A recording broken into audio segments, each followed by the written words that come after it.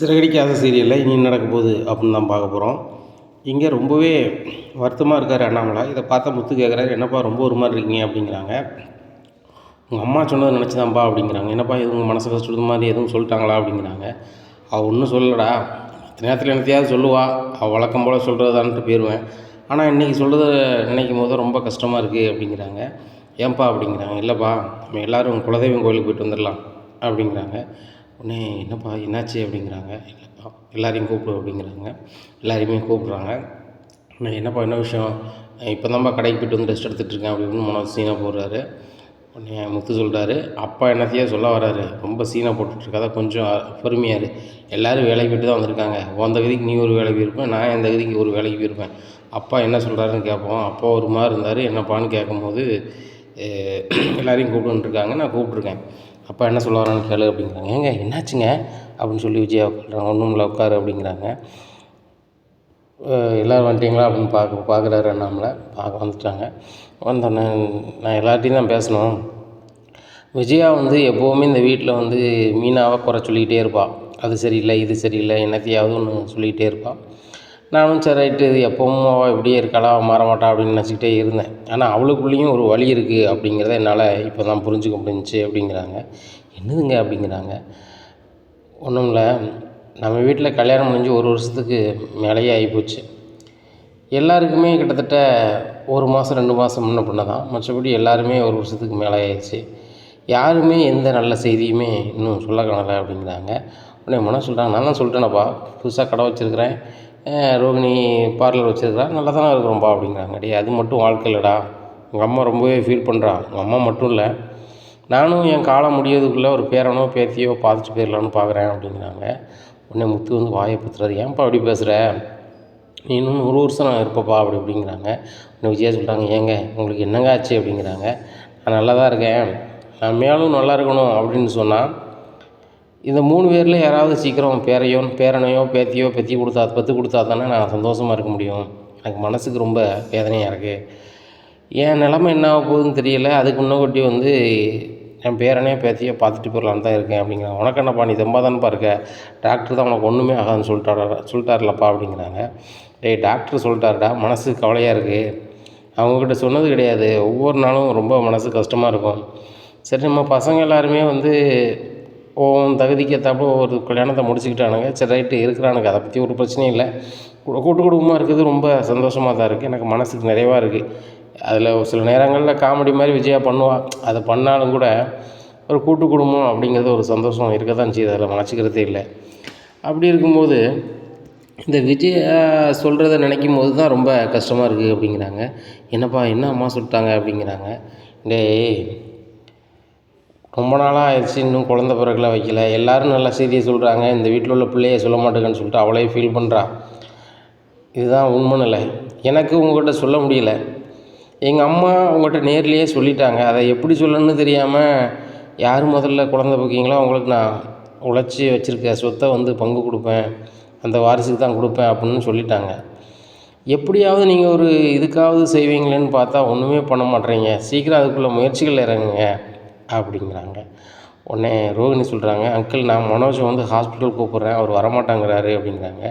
டேய் மனோஜ் அது என்னென்னு தானே பார்க்க வேண்டியதானே அப்படிங்கிறாங்க. எப்போ நான் ஃபிட்டாக இருக்கேன், எனக்கு எந்த பிரச்சனையும் கிடையாது, நான் அம்மாட்டையுமே சொல்லிட்டேன், ரோகிணிகிட்ட பல முறை தெளிவுபடுத்திட்டேன், ஆனாலும் கூப்பிட்றாப்பா, ரோகிணி புரிஞ்சுக்கோ, நான் ஹாஸ்பிட்டலுக்கு வரமாட்டேன், நான் ஃபிட்டாக தான் இருக்கேன், என்றைக்குனாலும் எனக்கு குழந்தை வர தான் போகுது அப்படி இப்படின்ட்டுருக்காங்க. ரோகிணி நீ அதை பற்றிலாம் நினைக்காதம்மா, மனோஜ் ரொம்ப ஃபிட்டாக இருக்கான் அப்படிங்கிறாங்க. உடனே முத்து சொல்கிறாரு, அம்மா எங்கள் அம்மா பெரிய டாக்டர், அவங்க சொன்னால் நீ கரெக்டாக இருக்கும் அப்படிங்கிறாங்க. டேய் வாயை மூடுறா அப்படிங்கிறாங்க. முத்து கொஞ்சம் அமைதியாக இரு. இப்போ எனக்கு மனசுக்கு ரொம்ப இதாக இருக்குது, அம்மாவையும் நான் வர சொல்லிடுறேன் ஃபோன் பண்ணி, நம்ம எல்லாருமே குலதெய்வம் கோயிலுக்கு போய்ட்டு வந்துடலாம், மனசுக்கு எனக்கு ஒரு மாதிரி படுது, சரியில்லை அப்படிங்கிறாங்க. உடனே அப்பா குலதெய்வம் கோயிலுக்கெலாம் போக முடியாது, அது எனக்கு வேலை இருக்குது அப்படி இப்படிங்கிறாரு மனோஜ். உடனே முத்து சொல்கிறாரு, டேய் எல்லாருக்கும் வேலை இருக்க தான் செய்யுது, அப்பா கூப்பிட்றாங்கன்னா ஏதாவது ஒரு காரியத்துக்கு தான் கூப்பிடுவாங்க, நல்லா கிளம்பு அப்படிங்கிறாங்க. டேய் பொசுக்கெலாம் நல்லா கிளம்ப முடியாது, எப்போ அங்கே பாருங்கள், நீங்கள் என்னைக்குன்னு சொல்லுங்கள், ஒரு 2 நாளோ 3 நாளோ 1 வாரத்துக்கு கழிச்சோ சொல்லுங்கள், நான் அதுக்கு ஏற்றாப்புல நான் லீவ் போடுறதுக்கு பார்க்குறேன் அப்படிங்கிறாரு. டேய் ஒன்றாரம் கம்பெனி ஓனரை, ஏன்டா உன்னால் வர முடியாதா அப்படிங்கிறாங்க. எப்படி என்னால் வர முடியும், நான் ஒரு 10 ஸ்டாஃபுக்கு ஓனர்டா, அவங்களுக்கு நான் லீவ் கொடுக்க முடியுமா அப்படிங்கிறாங்க. உடனே அண்ணாமலை சொல்கிறாங்க, அதான் கேமரா வச்சுருக்கேப்பா, அங்கே நடக்கிறத அப்படியே உன்னால் பார்க்க முடியும்ல அப்படிங்கிறாங்க. எப்பா பார்க்க முடியும்பா, அந்த வீடியோவையே இது பண்ணி எதையாவது பண்ணணும்ப்பா அப்படிங்கிறாங்க. இங்கே பாரு மனோஜ், நம்பிக்கை தான் வாழ்க்கை, யாரையும் நம்பாமலாம் உன்னால் வாழ முடியாது அப்படிங்கிறாங்க. இல்லைப்பா நான் பண விஷயத்தில் யாருமே நம்ப மாட்டேன் அப்படிங்கிறாங்க. உடனே முத்து சிரிக்கிறாரு. ஏன்டா சிரிக்கிற அப்படிங்கிறாங்க. கரெக்டு தான், எங்கள் அப்பா பண விஷயத்தில் உன்னை நம்பாமல் இருந்தான்னு வச்சுக்கோ, எங்கள் அப்பா அக்கௌண்ட்டில் பணம் இருந்திருக்கும், சரி தானே, எங்கள் அப்பாவும் சேஃப்டியாக இருந்திருப்பார், எந்த கவலையும் இல்லாமல் இருந்திருப்பார். பாரு நீ பணத்தை எடுத்துகிட்டு ஓடுகாலி பையில அப்படிங்கிறாங்க. உடனே முத்து சொன்னதொன்னே ரவி சொல்கிறாரு, சும்மாது அப்பா ஏதாவது சொல்கிறாங்களே அப்படிங்கிறாங்க. அங்கிள் நானும் டபார்னு வர முடியாது, எனக்கு டப்பிங் இருக்குது அப்படிங்கிறாங்க ஸ்ருதி. ஏம்மா 2 நாள் கழிச்சு இன்றைக்கி வந்து கிழமையை பார்த்துக்கோங்க, நம்ம புதன்கிழமை போயிட்டு காலையில் போய்ட்டு ஈவினிங் ஒருத்த மாதிரி பார்ப்போம், ஏன்னா நீங்கள் அதுக்கு லீவு எல்லாருமே ரெடி பண்ணிடுங்க அப்படிங்கிறாங்க. சரி அங்கிள் அப்படிங்கிறாங்க ஸ்ருதி. மனோ சொல்கிறார், இப்படி சொன்னால் தான் என்னால் பண்ண முடியும், சடனாக நீங்கள் சொன்னீங்கன்னா என்னால் வர முடியாதுப்பா அப்படிங்கிறாங்க. டேய் வெட்டியாக வீசுகிற, எவ்வளோ நாளாவோ வெட்டியாக கிடந்த, இப்போவும் கடை வச்சோன்னா ஓவராக சீன் போடுத, சரி சரி நல்லாரு அப்படிங்கிறாங்க. ஏங்க முதல்ல சும்மா இருங்களேன் அப்படிங்கிறாங்க மீனா முத்துவை. உங்கள் மாமா தான் என்ன சொல்ல வராங்கன்னு கேட்போமே அப்படிங்கிறாங்க. இப்போ எல்லாருமே காலையில் புதன்கிழமை காலையில் குலதெய்வம் கோயிலுக்கு காரில் போகிறோம். அங்கே போய் எல்லோரும் ஒரு சின்ன வேண்டுதல் இருக்குது, அதை முடிச்சுட்டு வரோம் அப்படிங்கிறாங்க. உடனே முத்து கேட்குறாரு, என்ன வேண்டுதல்ப்பா அப்படிங்கிறாங்க. நான் அங்கே போய் சொல்கிறேன் அப்படிங்கிறாங்க. என்னப்பா அப்படிங்கிறாங்க. அங்கே போய் சொல்கிறேன்ப்பா அப்படிங்கிறாங்க. சரிப்பா சரிப்பா கோவப்படாதப்பா அப்படிங்கிறாங்க. ஏங்க என்கிட்டயாவது சொல்லுங்களேன் அப்படிங்கிறாங்க. விஜயா இப்போ தானே சொன்னேன். விஜயா கேட்குறாங்க, ஏங்க நானும் கோயிலுக்கு வரணுமாங்க, இவங்க வந்தால் காணாதா அப்படிங்கிறாங்க. இங்கே பாரு விஜயா, நம்ம பிள்ளைகள் எல்லோரும் நல்லா இருக்கணும்னு சொல்லி தான் நான் குலதெய்வம் கோயிலுக்கு போகணுன்னு சொல்லியிருக்கேன். எங்கள் அம்மாவுக்கே நான் இனிமேல் தான் ஃபோன் பண்ணி சொல்ல போகிறேன், சரியா, அதனால் நீ வந்து வரமாட்டேன்னு சொல்லக்கூடாது அப்படிங்கிறாங்க. சரிங்க நான் வரேன் அப்படிங்கிறாங்க. முத்து அப்படிங்கிறாரு. என்னப்பா அப்படிங்கிறாங்க. உன் கார் 2 கார் இருக்குது, மனோஜ் கார் இருக்குது, 3 கார்லேயும் சேர்த்து எல்லோரும் போயிடலாம்ல அப்படிங்கிறாங்க. அப்போ அழகாக போயிடலாம்ப்பா, 2 கார்லேயும் நம்ம போயிடலாம்ப்பா அப்படிங்கிறாங்க. சரி ரைட்டு, ஒன்றும் பிரச்சனை இல்லை, 2 காரில் போயிடும் என்ன அப்படிங்கிறாங்க. ஆமாப்பா, ஒரு கார் இங்கே ஓட்டு கிடஞ்சின்னா எனக்கு கொஞ்சம் செலவுக்கு ஆகலப்பா அப்படிங்கிறாங்க. அதுவும் சரி தான், சரி ரைட்டு, நான் அம்மாவுக்கு ஃபோன் அடிக்கிறேன் அப்படின்னு சொல்லிட்டு, அம்மா அப்படிங்கிறாங்க. சொல்லு நம்மளா எப்படி இருக்க, உடம்புக்கு எப்படி இருக்குது, உன் பொண்டாட்டி எப்படி இருக்கா, உன் பிள்ளைகள்லாம் எப்படி இருக்குது அப்படிங்கிறாங்க. எல்லாருமே நல்லா இருக்காங்கம்மா, ஆனால் மனசுக்கு தான்மா கொஞ்சம் குறையாக இருக்குது அப்படிங்கிறாங்க. என்னம்ல வேறு எதுவும் பிரச்சனையாடா அப்படிங்கிறாங்க. ஒரு பிரச்சனை இல்லைம்மா, எனக்கு மனக்குறை என்னம்மா, சீக்கிரம் பேரனோ பேத்தியோ பார்க்கணுங்கிறது தான், வேறு ஒன்றுமே இல்லை. இவங்களும் அதுக்குள்ளே முயற்சிகள் இறங்குறாங்களா என்னென்னு எனக்கு தெரியலம்மா, ரொம்ப மனசுக்கு கஷ்டமாக இருக்குது. விஜயாவே கல் மாதிரி லாந்துவா, அவளையே ரொம்ப ஃபீல் பண்ணுறான். ஊர் உலகத்தில் எல்லாருமே நல்ல செய்தி சொல்கிறாங்க, என் வீட்டில் இருக்க பிள்ளைகள் எதுவுமே நல்ல செய்தி சொல்ல மாட்டேங்காங்க அப்படின்னு சொல்லி வாயார கேட்கா. நான் மனசுக்குள்ளேயே வச்சுக்கிட்டு இருந்தேன், ரொம்ப கஷ்டமாக இருக்குமா, இவங்களுக்கும் கல்யாணம் முடிஞ்சு 1 வருஷத்துக்கு மேலே ஆகிட்டு 3 இருக்கும், ஆனால் இன்னொரு நல்ல செய்தி வரலை அப்படிங்கும்போது ரொம்ப கஷ்டமாக தான் இருக்குது. ஆனால் அவங்கள பார்க்கும்போது புருஷன் பொண்டாட்டியே நல்ல அந்யோன்யமாக வாழ்கிறாங்க, அதில் எவ்வித குறையும் இல்லை. ஒரு குடும்பத்துக்குள்ளே ஒரு சண்டை சச்சரவு எல்லாம் வரும் போகும், அதெல்லாம் வரத்தான் செய்யுது போக தான் செய்யுது. ஆனால் புருஷன் பொண்டாட்டி யாரையும் விட்டு கொடுக்காம அவங்களுக்குள்ளே அன்பாக வாழ்கிறாங்க. இந்த முத்து மீனாவும் சிறந்த தம்பதிகளாக ஒரு விழா கமிட்டிலே தேர்ந்தெடுத்திருக்காங்க. அந்த அளவுக்கு அவங்களுக்குள்ள ஒரு ஒற்றுமை இருக்குது. இப்படி எல்லாருக்குமே ஒவ்வொரு வகையில் ஒற்றுமை இருக்குது. அப்படி இருந்தும் அவங்களுக்கு சீக்கிரம் குழந்த வரல அப்படின்னு நினைக்கும் போது தான் ரொம்ப கஷ்டமாக இருக்குமா அப்படிங்கிறாங்க. உடனே பாட்டி சொல்கிறாங்க, எப்பா குழந்தை இன்றைக்கி வரும் நாளைக்கு வரும்னு சொல்கிறதுலாம் வந்து நம்ம கையில் கிடையாது, வாரிசு வரணும் அப்படிங்கிறதுனா அது வந்து கடவுளோட கையில் தானப்பா இருக்குது அப்படிங்கிறாங்க. ஆமாம்மா, அது நல்லாவே புரியுதுமா. சிலவங்களுக்கு வந்து குழந்தையே இல்லாமல் இருக்கும், அதுக்கப்புறம் வந்து ரொம்ப நாளுக்கு அப்புறம் குழந்த வரும், அதுக்கப்புறம் தொடர்ச்சியாக குழந்த இருக்கும். அந்த மாதிரி யாருக்கு எப்போன்னு நம்ம சொல்ல முடியாது, கடவுள் கையில் தான் இருக்குது. அதாம்மா குலதெய்வம் கோயிலுக்கு போய்ட்டு வரலான்னு இருக்கம்மா அப்படிங்கிறாங்க. அண்ணாமலை, நானும் அதான் நினச்சேன், நீனும் அதான் நினச்சிருக்க அப்படிங்கிறாங்க. ஆமாம்மா, வர புதன்கிழமை குலதெய்வம் கோயிலுக்கு போய்ட்டு வந்துடலான்னு ஒரு எண்ணத்தில் இருக்கம்மா அப்படிங்கிறாங்க. ரொம்ப நல்லதுடா, பெறமாரி எல்லாத்தையும் வர சொல்லுடா அப்படிங்கிறாங்க. அம்மா எல்லார்கிட்டையும் சொல்லிட்டேன், 2 காரில் நாங்கள் எல்லாருமே வந்துடுறோம்மா, ஏன்னா நீங்களும் புறப்பட்டுருங்க, அப்படியே நம்ம குலதெய்வம் கோயிலுக்கு போயிடலாம் அப்படிங்கிறாங்க. அண்ணாமலை, நம்மளுக்கு பக்கம் தானடா, அங்கே தானடா அப்படிங்கிறாங்க. இல்லைம்மா, நாங்கள் காரை நேராக வீட்டுக்கு கொண்டு வந்து அங்கேருந்தே போயிடலாமா அப்படிங்கிறாங்க. அதுவும் சரி தான், நான் பாப்பாத்தையும் வர சொல்கிறேன், எல்லோரும் சேர்ந்து போயிட்டு வந்துடலாம் என்ன அப்படிங்கிறாங்க. ஆமாம் ஆமாம், போயிட்டு வந்துடுவோம், ரொம்ப மனசு கவலையாக இருக்குமா, அதுக்கு ஒரு வேண்டுதல் வச்சுருக்கம்மா, அதை மாதிரி பண்ணால் நல்லா இருக்குமான்னு தெரில அப்படிங்கிறாங்க. அண்ணாமலை, குலதெய்வம் கோயிலில் நீ என்ன வேண்டுதல் வைக்கணும் வை, நம்மளுக்கு சீக்கிரம் அந்த குடும்பத்துக்கு ஒரு வாரிசு வரணும், அந்த வாரிசை எடுத்து நம்ம கொஞ்சணும், அந்த அளவுக்கு இருக்கணும் அப்படிங்கிறாங்க. கண்டிப்பாம்மா கண்டிப்பாம்மா ரொம்ப சந்தோஷம் அப்படிங்கிறாங்க. உடனே சரிம்மா நான் ஃபோனை வைக்கிறேன் அப்படிங்க. சரிப்பா அப்படின்றாங்க. உடனே பாட்டி என்னப்பா சொன்னாங்க அப்படிங்கிறாங்க. புதன்கிழமை குலதெய்வம் கோயிலுக்கு போகணுமான்னேன். சரின்ட்டாங்க. நம்ம எல்லோரும் கிளம்புறோம் அப்படிங்கிறாங்க. சரிப்பா அப்போ நான் கூட வண்டி டிரைவர்கிட்ட சொல்லிடுறேன், பார்த்துக்கிட்ட சொல்கிறேன், புதன்கிழமை எல்லோரும் போயிடலாம் அப்படிங்கிறாங்க. ரவியும் சொல்கிறாரு ரெஸ்டாரண்ட்டில் சொல்லிடுறேன்ப்பா அப்படிங்கிறாங்க. ஸ்ருதி நானும் சொல்லிடுறோம்மா அப்படிங்கிறாங்க. நீங்கள் ரூமில் போய் ஸ்ருதி ரொம்பவே யோசனை பண்ணிகிட்ருக்காங்க. ரவி அப்படிங்கிறாங்க. என்ன அப்படிங்கிறாங்க. குழந்த அவ்வளோ பெரிய முக்கியமா அப்படிங்கிறாங்க. கண்டிப்பாக முக்கியம்தான் அப்படிங்கிறாங்க. இல்லை உனக்கு முக்கியமாக தெரியலையா ஸ்ருதி அப்படிங்கிறாங்க. முக்கியம்தான்னு தெரியும், ஆனால் இவ்வளோத்துக்குள்ளே அங்கிள் ஃபீல் பண்ணுவாங்களா? நானும் குழந்தன்னா ரொம்ப கஷ்டமாக இருக்கும், குழந்த பிறக்கிற விஷயத்தில் நினச்சி பார்த்துருக்கேன், ஆனால் அங்கிள் இவ்வளோ ஃபீல் பண்ணுறாங்களே அப்படிங்கிறாங்க. சரி அங்கிளுக்காக நம்ம ஒரு குழந்தை பெற்றுக்கலாம் அப்படிங்கிறாங்க. என்னடி சொல்கிற அப்படிங்கிறாங்க. ஆமாம் சீரியஸாக தான் சொல்கிறேன். நான் என்னமோ நினச்சேன், அங்கிள் இவ்வளோ ஃபீல் பண்ணி நான் பார்த்ததில்ல. பேசுவாங்க வைப்பாங்க, ஆனால் இவ்வளோத்துக்குள்ளே குழந்த வேணும், அதான் என் கடைசி ஆசைன்ன மாதிரி சொல்லிட்டாங்க. எனக்கு ரொம்ப ஒரு மாதிரி போச்சு. சரி ரைட்டு, அங்கிளுக்காக நான் கஷ்டத்தை தாங்கிக்கிறேன் சரியா அப்படிங்கிறாங்க. டேய் ஸ்ருதி நீ தான் சொல்கிறியா அப்படிங்கிறாங்க. நான் தான் சொல்கிறேன், நீ சொன்ன மாதிரி 3 நாள்லாம் நான் முடியாது, 1 2 பெற்றுக்கலாம் அப்படிங்கிறாங்க. என்னடி சொல்கிற அப்படிங்கிறாங்க. ஆமாம் பெற்றுக்கலாம் அப்படிங்கிறாங்க. பரவாயில்லையே பயங்கரமாச்சுந்தான் அப்படின்னு சொல்லிட்டு ரவி ஓடி வராரு. வந்து முத்து முத்து அப்படிங்கிறாங்க. என்ன அப்படிங்கிறாங்க. அன்ட்டு சொல்லி ஸ்வீட் ரெடி பண்ண சொல்லு அப்படிங்கிறாங்க. என்ன ரவி என்ன விசேஷம் அப்படிங்கிறாங்க. இல்லை நீ குழந்தையே வேண்டாம், நம்ம வந்து வாடகை தாய் மூலமாக பெற்றுக்கலாம் அப்படி இப்படின்னு என்னத்தையெல்லாமா புலம்பிட்டு கிடந்தான் அந்த ஸ்ருதி. இப்போ அப்பா பேசுனதை வச்சு நம்ம குழந்தை பெற்றுக்கலான்னு சொல்கிறா முத்து அப்படி இப்படிங்கிறாங்க. இதை கேட்டால் அண்ணாமலைக்கும் பயங்கர சந்தோஷம். என்னப்பா பேசுகிறீங்க அப்படிங்கிறாங்க. ஆமாப்பா நீங்கள் பேசுனதில் ஸ்ருதி ரொம்பவே மாறிட்டாப்பா. ஸ்ருதி வந்து குழந்தையே வந்து நான் பெற்றுக்க மாட்டேன், பிரசவ வலினா பயங்கரமாக வலிக்கும் அப்படி இப்படின்னு சொல்லிட்டாங்க. நானும் கேள்விப்பட்டிருக்கேன், நாடகத்துலேயும் பார்த்துருக்கேன். அது சரி வராது அப்படி இப்படின்னு சொல்லிகிட்டு இருந்தா. இப்போ நான் நம்ம அங்கிள் இவ்வளோ ஃபீல் பண்ணுறாங்க, நான் கண்டிப்பாக நான் 1 2 பெற்றுக்கிறேங்கிறா அப்படிங்கிறாங்க. இதை கேட்ட அண்ணாமலைக்கு ரொம்ப சந்தோஷம். விஜயா சொல்கிறாங்க. டேய் என்னடா சொல்கிற ரவி அப்படிங்கிறாங்க. ஆமாம்மா ஸ்ருதி 1 2 பெற்றுக்கிறேங்க அப்படிங்கிறாங்க. டேய் அப்போ நீ கொடுத்து வச்சிருந்தாண்டா, அவள் சுற்றி எங்கேயும் போகாதா அப்படிங்கிறாங்க. ஏம்மா நீங்கள் வேறு அப்படின்னு சொல்லிட்டு முத்து ரொம்ப சந்தோஷமாக இருக்கா. நீ ஏதாவது ஸ்வீட் ரெடி பண்ணுங்க நீ அப்படிங்கிறாங்க. உடனே ரெடி பண்ணிடுற ரவி அப்படின்னு சொல்லிட்டு ரெடி பண்ணுறாங்க. ரெடி பண்ணி எல்லாருக்கும் ஸ்வீட்டு கொடுக்குறாங்க. உடனே மனோஜ் சாப்பிட்டு என்ன ஸ்வீட்லாம் பண்ணியிருக்கீங்க அப்படிங்கிறாங்க. டேய் என் ஒய்ஃபு குழந்த வேணான்னுக்கிட்டு இருந்தாடா, இப்போ 1 2 பெற்றுக்கலான்னு சொல்கிறா அப்படிங்கிறாங்க. ஸ்ருதி நீங்களா சொன்னீங்க அப்படின்னு சொல்லிட்டு ரோகிணி கேட்குறாங்க. ஆமாம் நான் தான் சொன்னேன், என்னென்னமோ நினச்சேன், ஆனால் அங்கிள் இவ்வளோ ஃபீல் பண்ணும்போது சரி நம்மளும் ரிஸ்க் எடுக்கலாமே அப்படிங்கிறதுக்கு வந்துட்டேன் அப்படிங்கிறாங்க. உடனே அண்ணாமலை சொல்கிறாங்க. பார்த்தீங்களா குலதெய்வம் கோயிலுக்கு போவோம்னு சொன்னோடனே நல்ல காரியங்கள் நடக்குது. குலதெய்வம்னா வேறு யாரும் கிடையாது, நம்மளுடைய முன்னோர்கள் தான். அந்த முன்னோர்களை நம்ம நினச்சி உங்களே மாதிரி நாங்கள் வாழடி வாழையாக தொடரணும் அப்படிங்கிறத ஒரு வேண்டுதல் தான், வேறு ஒன்றும் இல்லை சரியா அப்படிங்கிறாங்க.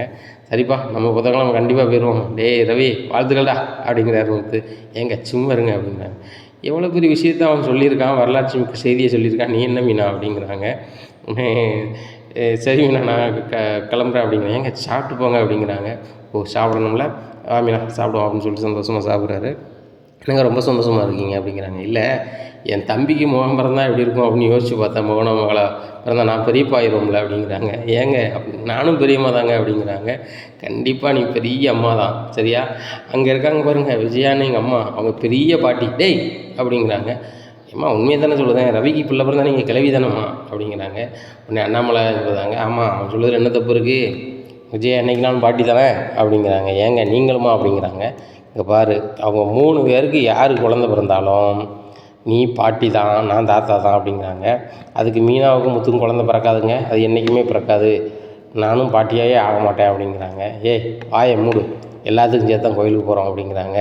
உடனே முத்து சொல்கிறாரு. எப்பா ஃபீல் பண்ணாதீங்க, அம்மா வந்து எங்களுக்கு குழந்த பிறக்கும், நாங்கள் நல்லா இருப்போம்னு சொன்னால் மட்டும்தான் எங்களுக்கு சீக்குப்பா, மற்றபடி ஒன்றுமே பிரச்சனை இல்லை. அம்மா வந்து இல்லை அப்படின்னா எதிர் சொல்ல உண்டு அப்படின்னு அர்த்தம். அதனால் ஒன்றுமே பிரச்சனை இல்லை, பார்த்துக்கலாம்ப்பா அப்படிங்கிறாங்க. சரி முத்து நீங்களும் 2 பேரும் கவலைப்படாதீங்க, இப்படி தான் ஏதாவது பேசிகிட்ருப்பா, நம்ம புதன்கிழமை கோயிலுக்கு போகிறோம் அப்படிங்கிறாங்க. சரிப்பா அப்படிங்கிறாங்க. எல்லாருமே சாப்பிட்றாங்க. சாப்பிட்டு வேலைக்கு கிளம்பிடுறாங்க.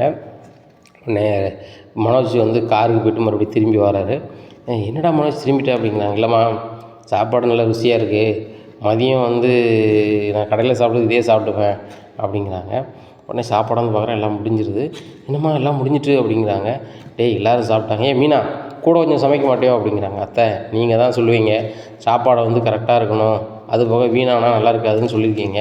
அதனால் எத்தனை பேர் சாப்பிட்றோமோ அதுக்கேற்றால தான் சமைச்சிட்ருக்கேன் அப்படிங்கிறாங்க. ஏன் கூட ஒரு கிளாஸ் போட்டு சமைக்க மாட்டியோ அப்படிங்கிறாங்க. அத்தை கூட 4 அரிசி கூட எக்ஸ்ட்ரா போட்டு சமைக்க மாட்டேன், உணவை வீணாக்க மாட்டேன் அத்தை.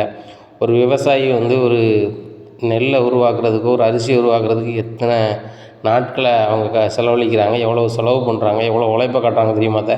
அது வீணாக போயிடுச்சுன்னா அது யாருக்குமே பயன்படாமல் போயிருந்த, அதை நான் செய்யவே மாட்டேன் அப்படிங்கிறாங்க. ஏய் மனோஜுக்கு வந்து அந்த சாப்பாடு பிடிச்சிருக்கு, மறுபடியும் கொண்டு போகணுன்னு நினைக்கிறான், இப்போ மறுபடியும் பண்ணி கொடு அப்படிங்கிறாங்க. அத்தை அவங்க வீட்டம்மா வந்து காரில் தான் நிற்பாங்க, வர சொல்லி சமைச்சு கொடுக்க சொல்லுங்கள். நான் எல்லாருக்கும் சமைச்சு கொடுத்துட்டேன், அவங்க சாப்பிட்டாங்க. இங்கே மனோஜ் சாருக்கு மட்டும் சமைச்சு கொடுக்குறது நான் ஆளுல தான், எனக்கு வேலை இருக்குது அப்படிங்கிறாங்க. என்னடி திமிரு பேச்சு பேசுகிறேன் அப்படிங்கிறாங்க.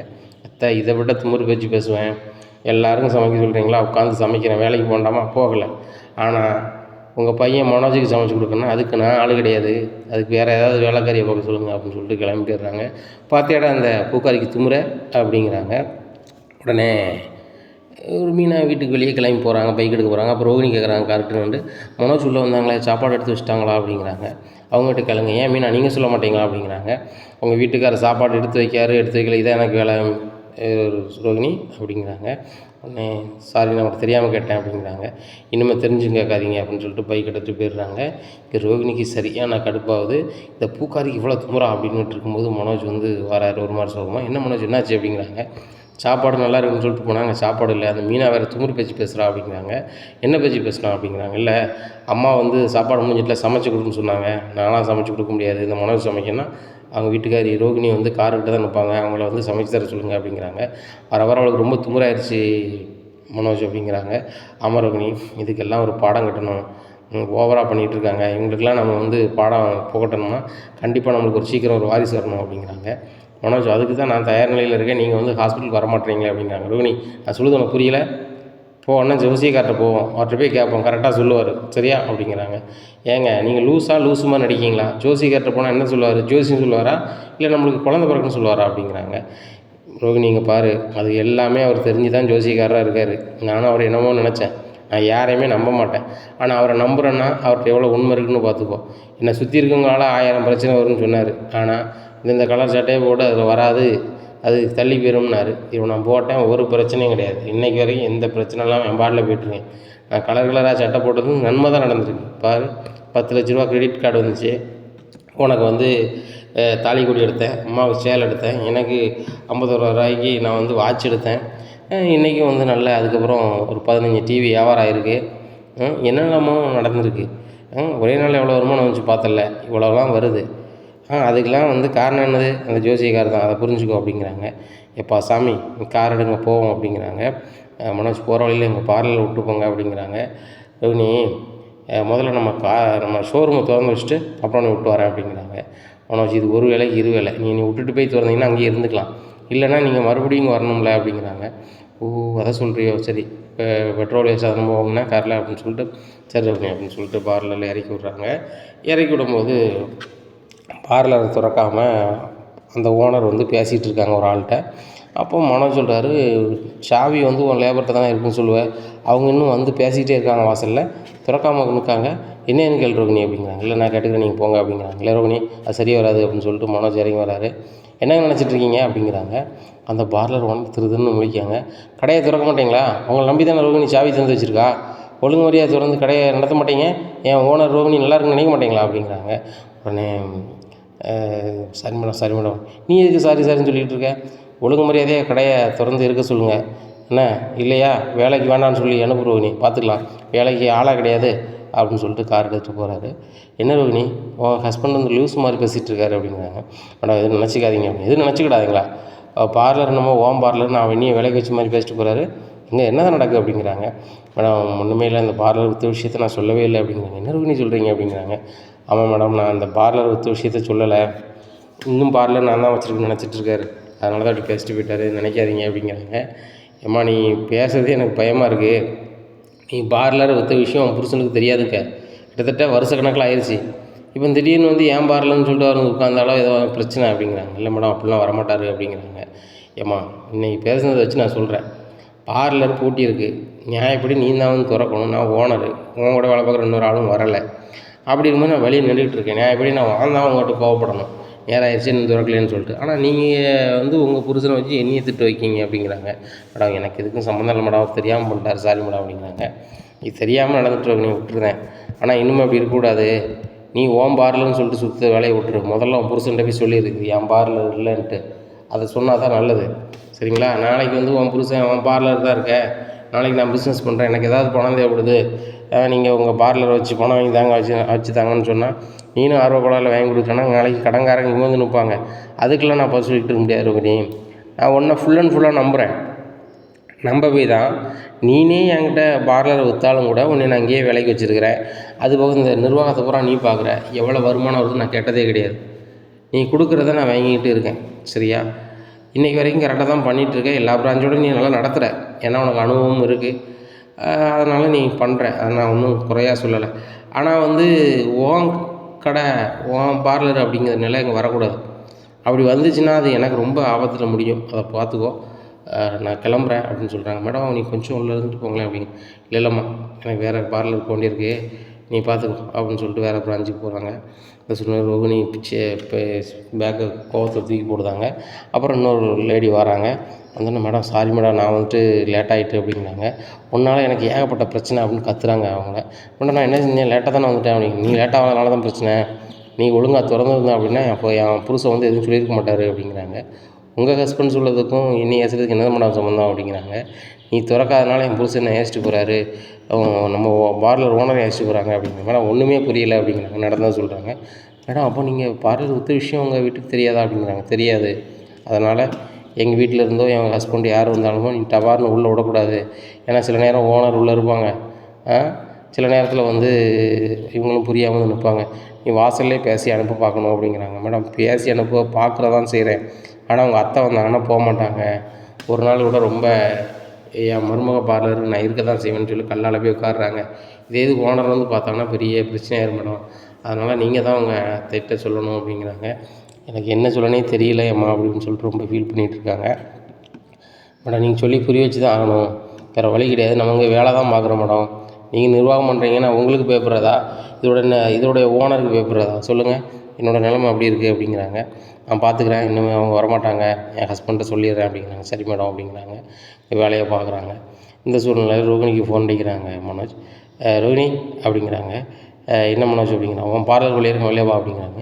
என்ன மனோஜ் திடீர்னு வந்திருக்கீங்க அப்படிங்கிறாங்க. வா ரோகிணி அப்படிங்கிறாங்க. உடனே என்ன மனோஜ் அப்படிங்கிறாங்க. நம்ம ஜோசியக்காரை பார்த்து வந்துடுவோம் ஏறு அப்படிங்கிறாங்க. இல்லை மனோஜ் நான் வரல அப்படிங்கிறாங்க. இங்கே ஏறுனா ஏறு, அவருக்கு இப்போ வந்து இது டைம் கட்டாச்சு, இன்னொரு அரை மணி நேரத்தில் வர சொல்லியிருக்காரு என்ன அப்படிங்கிறாங்க. மனோஜ் எனக்கு பார்லரில் வேலை இருக்குது அப்படிங்கிறாங்க. நீ தான் சம்பளத்துக்கு வேலைக்கு ஆள் வச்சுருக்கிய, அவங்களும் வேலை செய்ய சொல்லு, இது நான் வரேன் அப்படின்னு சொல்லிட்டு நேராக பார்லருக்குள்ளே போகிறாங்க. இருங்க மனோஜ், தயவுசெய்து வேறு எதுவும் பேச வேண்டாம், நான் சொல்லிட்டு வரேன் அப்படின்னு சொல்லிட்டு, ஏம்மா நான் ஒரு இடத்துக்கு போய்ட்டு வரேன் அப்படிங்கிறாங்க. மேடம் இப்போ தான் ஓனர் வந்திருக்காங்கன்னு சொல்கிறீங்க, நீங்கள் தான் சொன்னீங்க, நான் பார்க்கல. நீங்கள் இப்போ திடீர்னு போனீங்கன்னா அவங்க வந்தாங்கன்னா நான் மாட்டிப்பேன் மேடம் அப்படிங்கிறாங்க. அவங்க வரமாட்டாங்க, வேறு பிரான்ச் போயிட்டாங்க. அவங்க கேட்டாங்கன்னா இப்போ தான் நான் வெளியில் போயிருக்கேன்னு சொல்லிடு அப்படிங்கிறாங்க. உடனே சரி மேடம் அப்படின்ட்டு சொல்லிடுறாங்க. மனோஜ் ரோகிணியும் அந்த ஜோசியக்காரரை பார்க்க போயிடுறாங்க. அங்கே போகிறாங்க, ஏகப்பட்ட கூட்டமாக இருக்குது. என்ன மனோஜ் இவ்வளோ கூட்டமாக இருக்குது அப்படிங்கிறாங்க. ஆமாம் ரோகிணி, நேரத்தில் போனால் தான் வந்து நம்ம அவரை பார்க்க முடியும், அதான் நீ கூப்பிட்டு வந்தேன். அவர்கிட்ட வந்து அரை மணி நேரத்தில் நீ பார்ப்பாருன்னு சொல்லிட்டு டைம்லாம் வாங்கலை அப்படிங்க. என்ன மனோஜ் இப்படி சொல்கிறீங்க அப்படிங்கிறாங்க. ஆமாம் ரோகிணி, அவர்கிட்டலாம் டைம்லாம் வாங்கவே முடியாது, அவர்கிட்ட வரிசையில் நின்று நம்ம போய் பார்க்குறது தான். அவர் வரிசையில் போவா அப்படிங்கிறாங்க. வரிசையில் நிற்கிறாங்க, கிட்டத்தட்ட 3/4 மணி நேரமாக நிற்கிறாங்க. வரிசை போன மாதிரியே இல்லை. என்ன மனோஜ் நம்ம 3/4 மணி நேரமாக நிற்கிறோம், என்ன மனோஜ் அப்படிங்கிறாங்க. உடனே என்ன செய்ய ரோகிணி, நம்ம குழந்தை வேணும்னு அப்பா ஃபீல் பண்ணிட்டாங்க, நம்ம என்ன தான் சொல்கிறாருன்னு கேட்போம், அவர் சொன்னால் கரெக்டாக இருக்கும் அப்படிங்கிறாங்க. என்ன மனோஜ் நீங்கள் அப்படின்னு சொல்லிட்டு நின்றுட்டுருக்காங்க. இந்த சூழ்நிலையில் அந்த பார்லர் ஓனர் வந்துடுறாங்க. வந்துட்டு ரோகிணி எங்கே அப்படின்னு கேட்குறாங்க. மேடம் இப்போ தான் போனாங்க அப்படிங்கிறாங்க. அப்படியா, இன்னொரு விஷயமா போயிருக்காங்க மேடம் அப்படின்னு கேட்குறாங்க. மேடம் அதை என்கிட்ட சொல்லிக்கல அப்படிங்கிறாங்க. ஓ அப்படியா அப்படின்னு சொல்லிட்டு இருக்கிறாங்க. ரொம்ப நேரமாக இருக்கிறாங்க, ரோகிணியாக வரல. அப்போ எப்போவுமே ரோகிணி இப்படி தான் பண்ணுவாங்களா அப்படிங்கிறாங்க. இல்லை மேடம் இப்போ தான் போயிருக்காங்க அப்படிங்கிறாங்க. ஏம்மாங்க பாரு, அவளுக்கு சப்போர்ட் பண்ணுறியா இல்லை எனக்கு சப்போர்ட் பண்ணுறியா? ஏன் இப்படி ஓனருக்கு 2 பேருமே சப்போர்ட் பண்ணணும், சப்போர்ட் பண்ணாமல் இருக்காதீங்க. இப்போ அந்த ரோகிணி தான் என்ன தான் செய்கிறாங்க அப்படிங்கிறாங்க. மேடம் சில நேரம் வருவாங்க, சொல்லிவிட்டு போவாங்க, அப்புறம் வந்து கணக்கு முடிக்க ஈவினிங் தான் வருவாங்க மேடம், சில நேரம் வரமாட்டாங்க, மறுநாள் வந்து கணக்கு என்கிட்ட வாங்குவாங்க, இப்படி தான் மேடம் நடக்கும் அப்படிங்கிறாங்க. இப்போ ரெகுலராக இப்படி தான் பண்ணிகிட்ருக்காங்களா ரோகிணி அப்படிங்கிறாங்க. இல்லை மேடம் இப்போ ஒரு 6 மாதமாக தான் அப்படி பண்ணிகிட்ருக்காங்க அப்படிங்கிறாங்க. அப்படியா, சரி சரி, இனிமேல் கணக்கு வழக்கெல்லாம் வந்து பார்க்குறதுக்கு வேறு ஆளை தான் போட்டால் முடியும் அப்படின்னு சொல்லிட்டுக்கிட்டு இருக்காங்க. நைஸாக ரோகிணிக்கு ஃபோன் அடிச்சிருமா அப்படின்னு சொல்லிட்டு ஃபோன் அடிக்கிறாங்க. ஃபோன் சுவிட்ச் ஆஃப்னு வருது. ஐயோ அடுத்து சுவிட்ச் ஆஃப்னு வருது அப்படின்னு சொல்லிட்டு நினைக்காங்க. இந்த சூழ்நிலையில் ரோகிணியோட ஃபோன் வந்து சார்ஜ் இல்லாமல் ஆஃப் ஆகிருக்கு, பேக்லேயே கிடக்கு, அவங்களுக்கு தெரியலை. இங்கே பார்லர் போனால் சரியான கடுப்பு. இந்த ரோகிணி வந்து இப்படி தான் போட்டு போட்டு போயிடுவா போல், அவளுக்கு நல்ல அனுபவம் இருக்குது அப்படிங்கிறனால நம்ம அவளை நம்பி விட்றோம். ஆனால் அவள் நம்மளை வச்சு செய்கிறாளே, நம்ம காலையில் இவ்வளோ சொல்லிட்டு போயிருக்கோம், அதை கேட்கலையா அப்படின்னு சொல்லிட்டு ரொம்பவே கீழே இருக்கிறாங்க. இங்கே ரோகிணி ரொம்ப கடுப்பாகிறாங்க. மனோஜ் இதுக்கு மேலே நான் இருக்க முடியாது, எனக்கு கால் வலிக்குது அப்படிங்கிறாங்க. வா ரோகிணி அப்படிங்கிறாங்க. நான் கிளம்பவும் மனோஜ் அப்படிங்கிறாங்க. இல்லை அதில் தின்னுருக்கு, நீ அதில் உட்காரு, நான் வரிசையில் நிற்கிறேன், வரிசை கரெக்டாக பக்கத்தில் வரையும் நீ வந்துடு அப்படிங்கிறாங்க. என்ன மனோஜ் அப்படிங்கிறாங்க. ஆமாம் பார்த்தே ஆகணும் அப்படிங்கிறாங்க. ஃபர்னிச்சர் கடை யார் பார்க்குறா மனோஜ் அப்படிங்கிறாங்க. அதுதான் நான் இப்போ கேமராவிலே பார்த்து பண்ண பாரு, அங்கே ஒன்றும் பிரச்சனை இல்லை, யாரும் வரல அப்படிங்கிறாங்க. மனோஜ் கேமராவை ஆஃப் பண்ணது இது எங்கே இருக்குது அப்படிங்கிறாங்க. அதெல்லாம் வந்து நம்ம கடைக்கு பின்னாடி அந்த ஒரு இதில் இருக்குது அப்படிங்கிறாங்க. அது யாருக்கு தெரியும் அப்படிங்கிறாங்க. இன்னும் ஸ்டாஃப் எல்லாத்துக்குமே தெரியும் அப்படிங்கிறாங்க. அவங்க அதை ஆஃப் பண்ணி விட்டுட்டு எதுவும் பண்ணிட்டாங்கன்னா என்ன பண்ணுவீங்க அப்படிங்கிறாங்க. ரோகிணி அதெல்லாம் ஒன்றும் ஆகாது, பார்த்துக்கலாம் அப்படிங்கிறாங்க. இந்த சூழ்நிலையில் இப்போ வரிசையில் பக்கத்தில் வந்து ரோகிணி வா வா அப்படின்னு சொல்லிட்டு ஜோசிகார்ட்ட போயிடுறாங்க. ஜோசிகார் போனோடனே என்ன என்ன விஷயமா வந்திருக்கீங்க அப்படிங்கிறாங்க. சார் உங்கள்கிட்ட எதுக்கு வந்திருக்கோம், ஜோசியம் பார்க்க தான், எனக்கு எப்போவும் சீக்கிரம் குழந்த பிறக்கும் அப்படின்னு சொல்லி சொல்லுங்கள் சார் அப்படிங்கிறாங்க. உடனே ஜோசிகார் சிரிச்சுக்கிட்டே சொல்லுவார், மனோஜ் உங்களுக்கு எப்போவுமே குழந்த பிறக்காது அப்படிங்கிறாங்க. சார் எனக்கு அது நல்லாவே தெரியும் சார், நான் ஜென்ஸ், எனக்கு பிறக்காது, என் ஒய்ஃபுக்கு எப்போ பிறக்கும் அதை சொல்லுங்கள் அப்படிங்கிறாங்க. உடனே அவர் சொல்கிறாரு, இந்த மாதிரி வாய்ப்பு இல்லைன்னுமே ஏற்கனவே இருக்குது அப்படிங்கிறாங்க. என்ன சார் வாய்ப்புல எனக்கு இருக்கா அப்படிங்கிறாங்க. சார் நான் ஜென்ஸு சார், எனக்கு பிறக்காது, எனக்கே தெரியும், இதுக்கு நான் உங்கள்கிட்ட வர வேண்டிய அவசியம் இல்லை, அந்த நாலேஜ் இல்லாமல் சார் வருவேன் அப்படிங்கிறாங்க. எப்பாங்க பாரு, ஏற்கனவே என் கணக்குப்படி ஒரு குழந்தை இருக்கணும், இருக்குது அப்படிங்கிறாங்க. என்ன சார் சொல்கிறீங்க, ஒன்றும் எனக்கு புரியலை அப்படிங்கிறாரு ஜோசிகார்ட்ட அவர். இல்லை தம்பி, அவன் சொல்லுது உனக்கு புரியுதா புரியலையான்னு எனக்கு தெரியல, ஏற்கனவே அவன் வீட்டம்மா கணக்கில் ஒரு பையன் இருக்கான், அந்த பையனுக்கு கண்டிப்பாக 10 வயசுக்கிட்ட ஆகியிருக்கணும், என்னோடய கணிப்பின்படி அந்த பையன் தெற்கு திசையை நோக்கி இருக்கான், நீ இருக்கிறல்ல இந்த திசையிலேருந்து தெற்கு திசையை நோக்கி தான் இருக்கிறான், அவன் உன் வீட்டுக்கு வருவதும் உன் மகனாகவே வளர்வு காலங்கள் வர இருக்கிறது, அவன்தான் வாரிசாக இருப்பான், பல விமர்சனத்துக்கு மத்தியில் அவன் உன் மகனாக இருப்பான் அப்படிங்கிறாங்க. இதை கேட்டோன்னு என்ன நினச்சி இப்படி சொல்லுவீங்க அப்படிங்கிறாங்க. உண்மையை தான் சொல்கிறேன், அவன்தான் உன் வாரிசு, அவனை தவிர இந்த ஜென்மத்தில் உங்களுக்கு வாரிசு வரப்போவதில்லை அப்படிங்கிறாங்க. சாமி என்ன சாமி நினச்சிட்ருக்கீங்க, ஏற்கனவே ரோகிணி குழந்தை எதுவும் கிடையாது, அவளுக்கு இப்போ தான் கல்யாணம் ஆகிருக்கு, இதான் கல்யாணம் சாமி ரெண்டு எதுக்கும் அப்படிங்கிறாங்க. ஏப்பா கொஞ்சம் இரு அப்படின்னு சொல்லி ஷோய் போட்டு பார்க்குறாங்க. இல்லைப்பா என் கணக்கு தப்பாகாது, ஏற்கனவே தாலி 2 ஆயிடுச்சு அப்படின்னு. தாலி 2 ஆயிடுச்சா அப்படின்னு சொல்லிட்டு இது பண்ணும்போது மனசு கொஞ்சம் வாங்க அப்படின்னு சொல்லிட்டு கூப்பிட்றாங்க. என்ன கூப்பிட்டு வந்துட்டார்ல அப்படிங்கிறாங்க. அவர்கிட்ட நான் விளக்கம் கேட்க வேண்டாமா அப்படிங்கிறாங்க. நான் ஏற்கனவே தாலி கயிறை போட்டிருந்தேன், அப்புறம் சீனா போட்டிருக்கணும், இதை 2ஆக சொல்கிறாரு, இதெல்லாமும் சொல்லி சுற்றி விளையாட சொல்கிறாரு, எனக்கு திருப்தியாக இல்லை, நம்மளுக்கு ஏற்கனவே குழந்தைய இல்லாமல் குழந்தை இருக்குது அப்படி இப்படிங்கிறாரு, நம்ம இவர் நல்ல ஒரு மாதிரி தெரில வாங்க அப்படிங்கிறாங்க. இல்லை ரோகிணி ஏன் அப்படி சொன்னார் கேட்கணும், ஏன்னா கலராக சட்டை போட்டு சுற்றினேன், நான் வந்து அப்போ கரெக்டாக இருந்துச்சு, இப்போ ஏன் கரெக்டாக இல்லை, ஏதோ சொல்ல வராரு, எனக்கு அது புரியலை, அது எவருன்னு தெளிவாக கேட்கணும் அப்படிங்கிறாங்க. ஒன்றும் கேட்க வேண்டாம் வாங்க அப்படிங்கிறாங்க. ரோகிணி வாங்கன்னா வாங்க அப்படின்னு சொல்லிட்டு கூப்பிட்டு வந்துடுறாங்க. என்ன ரோகிணி நான் அவர்கிட்ட தெளிவாக கேட்டுட்டு வந்தோம்னா பிரயோஜனப்படும்னு நினச்சேன், நீ என்ன இப்படி கூட்டி வந்திய, நான் இன்னொரு நாள் வந்து தனியாக தான் கேட்கணும் உங்களுக்கு அப்படிங்கிறாங்க.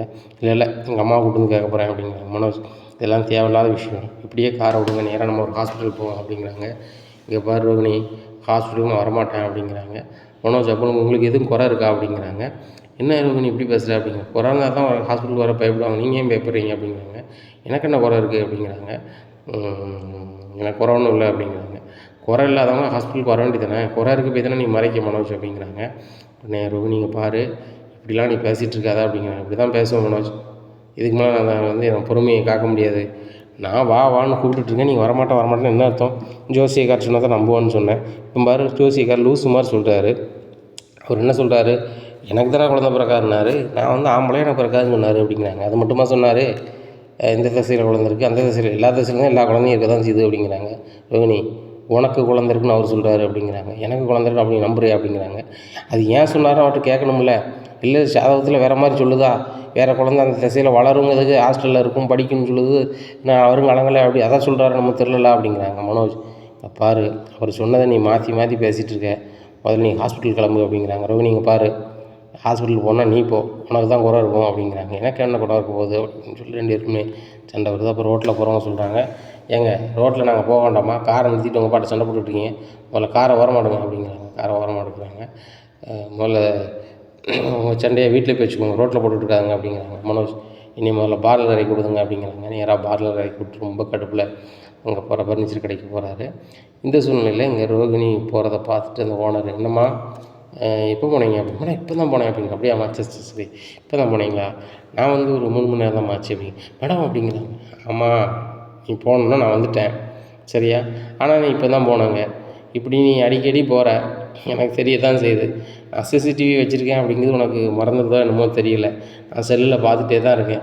ஆனாலும் சரி ரைட்டு, இன்றைக்கி மாறிடுவேன் நாளைக்கு மாறிடுவேன்னு பார்த்தா இங்கே வேலை பார்க்குற பிள்ளைகளையும் நீ கெடுத்து தான் வச்சுருக்கேன். அந்த பிள்ளைகளையும் நீ எப்போ போனாலும் இப்போ தான் போனாங்க மேடம் அப்படின்னு சொல்லுறது மாதிரி வச்சுருக்கேன் அப்படிங்கிறாங்க. மேடம் சாரி மேடம் அப்படிங்கிறாங்க. ஏம்மாங்க பாரு, இதை வந்து ஒரு பிக்னிக் வர இடம் மாதிரி நீ பயன்படுத்தாத, வேலைக்கு வர இடம் மாதிரி பயன்படுத்து, அப்படின்னா தான் நல்லாயிருக்கும். உனக்கும் வருமானம் ரெகுலராக வரும், எனக்கும் வருமானம் வரும். அப்படின்னா தானே நான் உங்களுக்கு சம்பளம் தர முடியும் எல்லாத்துக்கும். ஏன்னா இங்கே லட்சக்கணக்கு காமிச்சா நான் என்ன பண்ண முடியும், என் கையில் தான் தர முடியும். ஆட்டோமேட்டிக்காக அந்த பார்லராக ஒன்றி நீ வைத்த மாதிரி நான் யார்கிட்டையாவது அரை ரேட்டுக்கு கொடுத்துட்டு தலையில் துண்டை போட்டு போக வேண்டியதான். அப்படி தானம்மா நடக்கும். ஒன்று மட்டும் புரிஞ்சுக்கோமா, நம்மளுக்கு ஒருத்தவங்க சம்பளம் தராங்கன்னா அவங்களுக்கு 2 ரூபா லாபமாவது கிடைக்கணும், அதுக்கு நம்ம உழைக்கணும்ல. சும்மா சம்பளம் எட்டு போனால் நல்லா இருக்காது அப்படிங்கிறாங்க. மேடம் சாரி மேடம் அப்படிங்க. அம்மா சாரி, எங்கே தான் போன சொல்லு அப்படிங்கிறாங்க. இல்லை மேடம் அப்படிங்க. வீட்டுக்காரர், ஓ உங்கள் வீட்டுக்காரர் கூட காரில் சுற்றுறதுக்கு நான் சம்பளம் தந்துட்டுருக்கேனே, ரொம்ப சூப்பர் அப்படிங்கிறாங்க. மேடம் 100 கேளுங்க அப்படிங்கிறாங்க. உன்னை சொல்லுமா, கேட்டுக்கிறேன் சொல்லு அப்படிங்கிறாங்க. இல்லை மேடம், இந்த மாதிரி என் வீட்டுக்காருக்கு எனக்கும் குழந்த ஒரு வருஷமாக இல்லை, அது சம்மந்தமாக பார்க்கணும் அப்படின்னு சொல்லும்போது அவர் ஒரு ஜோசியக்கார்ட்ட போகணுன்னு சொன்னார் அப்படிங்கிறாங்க. உடனே சிரிக்கிறாங்க. ரோகிணி, ஒரு ஃப்ராடுக்கும் ஒரு அளவு வேணும். ஹாஸ்பிட்டல் போன மேடம் அப்படின்னா கூட எனக்கு மனசு ஆறிடும், ரைட்டு ஹாஸ்பிட்டல் போயிருப்பாங்க அப்படின்னு சொல்லிட்டு, ஜோசியக்காரர் யாராவது குழந்தை இல்லைன்னு பார்க்க போவாங்களா, ஏன் உங்களுக்கு 50 வருஷம் ஆயிடுச்சா அப்படிங்கிறாங்க. உடனே இல்லை மேடம் நான் நம்பலை, அவர் தான் நம்புறாரு அப்படிங்க. அவர் நம்புறாருன்னா அவரை போய் சொல்ல வேண்டியது தானே, நீங்கள் எதுக்கு போகிறீங்க வேலை செய்கிற இடத்து நேரத்தில் அப்படிங்கிறாங்க. மேடம் புரிஞ்சுக்கோங்க, அவர் பார்லருக்கு வந்துட்டு சொந்த பார்லர் மாதிரி உள்ளே உட்காராரு அப்படிங்கிறாங்க. அதானே ரைட்டு, அடுத்தாப்புல இந்த பார்லர் விற்கணும் பாரு அப்படி தானே அப்படிங்க. மேடம் அப்படிலாம் இல்லை. என்னம்மா நீ, நான் தான் உன் புருஷன்கிட்ட உன் பார்லர்னு சொல்லுன்ட்ருக்கேன், நீ வந்து மறுபடியும் அதையே பழைய ரெக்கார்டையே போட்டுட்ருக்க, சரி கிடையாது ரோகிணி. இனிமேல் நீ இங்கே வேலை பார்த்துன்னு வச்சுக்கோங்க, எனக்கு உனக்கும் பழக்கம் சரியில்லாமல் போயிடும். அப்புறம் நான் உன்னை ஏதாவது பேசிட்டேன் வச்சுட்டா நீ நினைக்க வேண்டியது வரும். எப்போவுமே நல்ல பிள்ளையாக இருந்துடும் நான் நினைக்கிறேன். இனிமேல் உனக்கு இங்கே வேலை இல்லை ரோகிணி. ஏன்னா இது வரைக்கும் எவ்வளோ வருமானம் உனக்கு வந்திருக்கு இந்த மாதத்தில், அதை கணக்கு ஒப்படைச்சிட்டு நீ கிளம்பு அப்படிங்கிறாங்க. மேடம் அப்படிங்கிறாங்க. ஏம்மாங்க பாரு, கணக்கு இல்லை முன்ன பண்ண வந்தால் கூட நான் ஒன்றும் பிரச்சனை பண்ணலை, என்ன எனக்கு வந்து உயிரக்கூடாது அவ்வளோதான் சரியா அப்படிங்கிறாங்க. மேடம் இந்த மாதம் வந்து 2 லட்ச ரூபா வந்துருக்கு மேடம். 2 லட்ச ரூபா தான் வந்துச்சு அப்படிங்கிறாங்க. மேடம் 2 லட்ச ரூபா வந்துச்சு, செலவு ஒரு 40,000 ஆயிருக்கு அப்படிங்கிறாங்க. 2 லட்ச ரூபாயில் 40,000 செலவாயிட்டா, சரி ரைட்டு அப்படின்ட்டு. மீதி தொகை எங்கே இருக்குது அப்படிங்கிறாங்க. தொகை பூராமே ரோகிணி வந்து செலவு பண்ணிட்டாங்க. மேடம் அந்த தொகை என் பர்சனல் தேவைக்கு செலவாயிடுச்சு, நான் ஒரு ரொட்டேஷனில் தரலான்னு பார்த்தேன் அப்படிங்கிறாங்க. இங்கே பாருங்கள் ரோகிணி, இது வரைக்கும் நான் என்ன ஏதுன்னு கேட்கல, இதுக்கு முன்னாடி நீங்கள் எவ்வளோ பண்ணீங்க அது பண்ணீங்க அதெல்லாம் தரேன், நான் அதையும் கேட்கல. இந்த மாதத்தோட கணக்கு எனக்கு ஒப்படைங்க அப்படிங்கிறாங்க. மேடம் மீதி பணத்தை நான் உங்கள்கிட்ட ஒப்படைச்சிட்றேன் மேடம் அப்படிங்கிறாங்க. ஒன்று சரி ரைட்டு, எப்போ ஒப்படைப்பீங்க அப்படிங்கிறாங்க. மேடம் இன்னும் 1 ஹவரில் ஒப்படைச்சிட்றேன் அப்படிங்கிறாங்க. சரி நான் வெயிட் பண்ணுறேன், ரெடி பண்ணிட்டு வாங்க அப்படிங்கிறாங்க.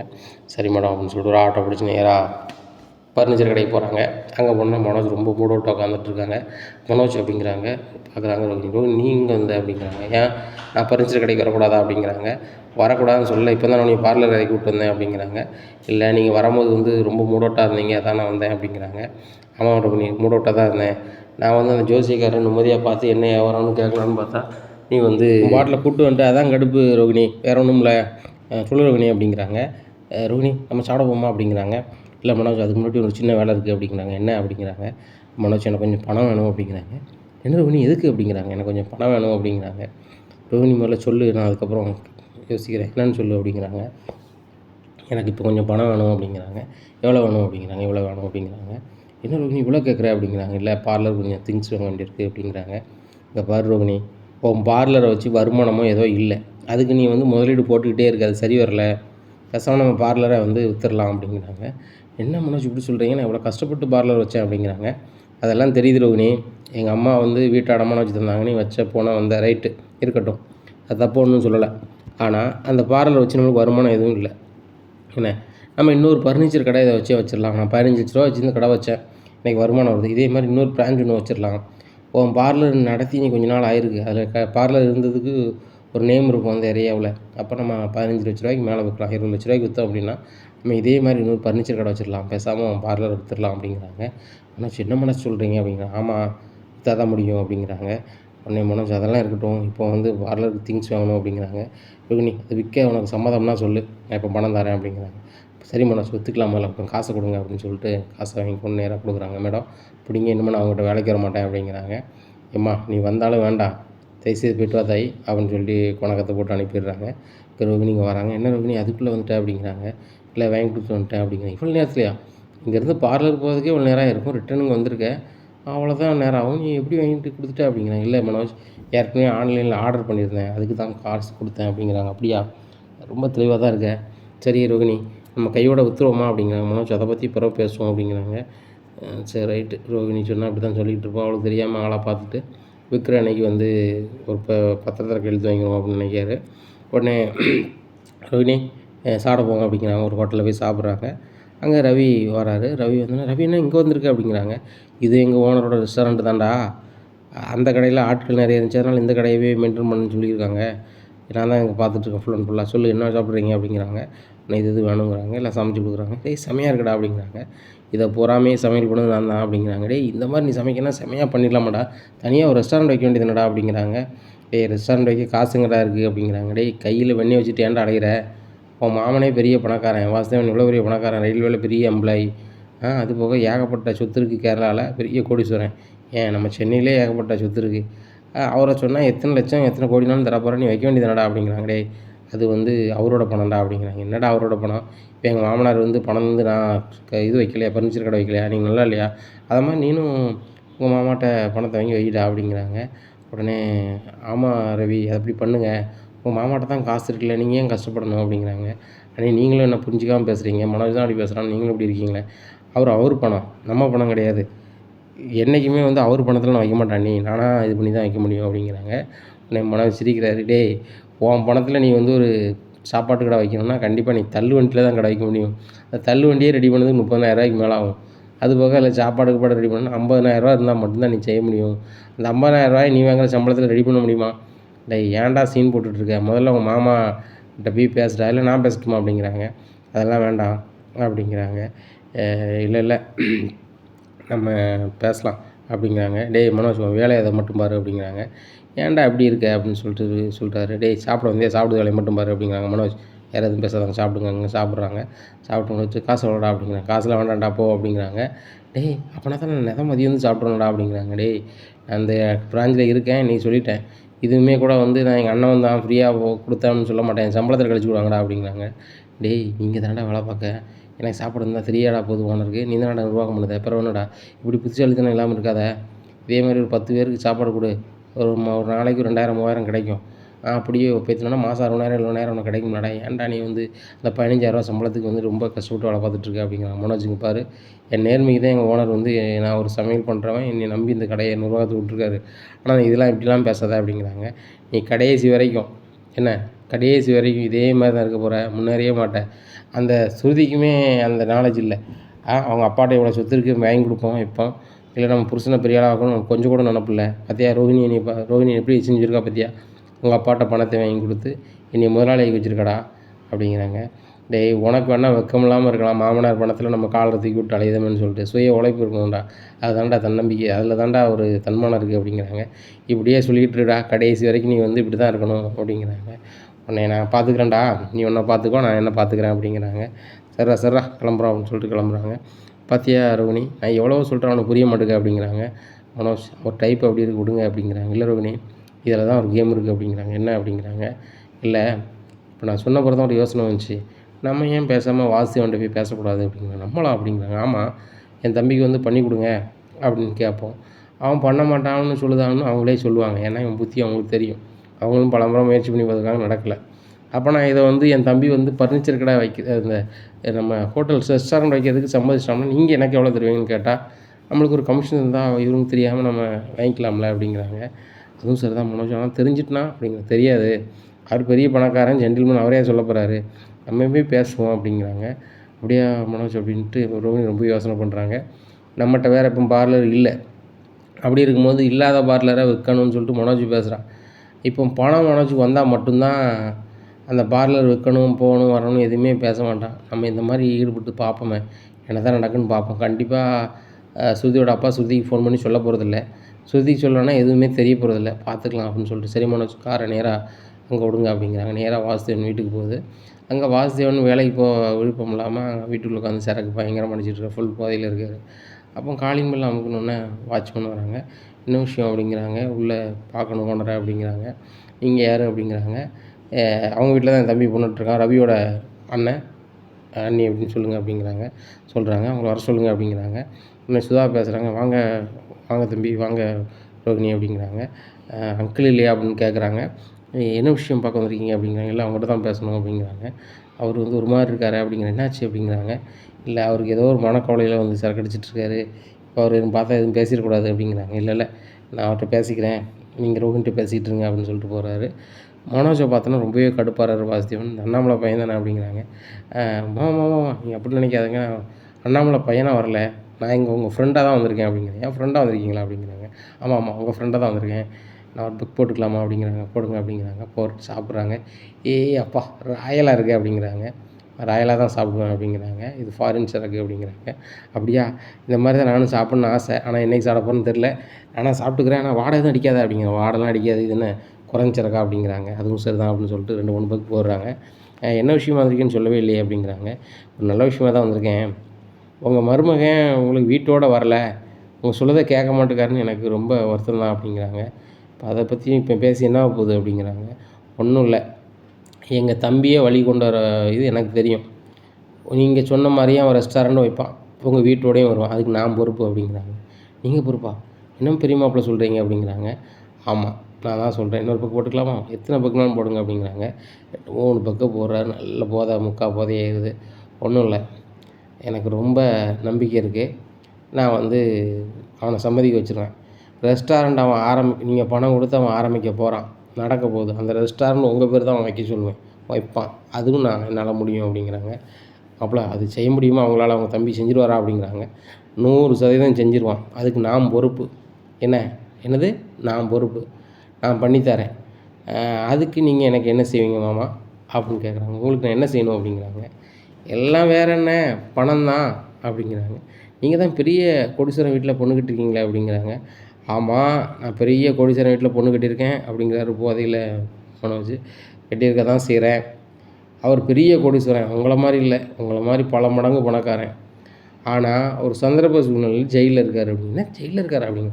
ஓ உங்களுக்கு தெரியாதில்ல, எங்கள் மாமா கூட பிஸ்னஸ் பண்ணுறவங்க எல்லோரும் சேர்ந்து எங்கள் மாமா ஒரு தப்பு பண்ண மாதிரி ஜெயிலுக்கு அனுப்பிட்டாங்களாம். அவர் ஜெயிலில் இருக்கார்.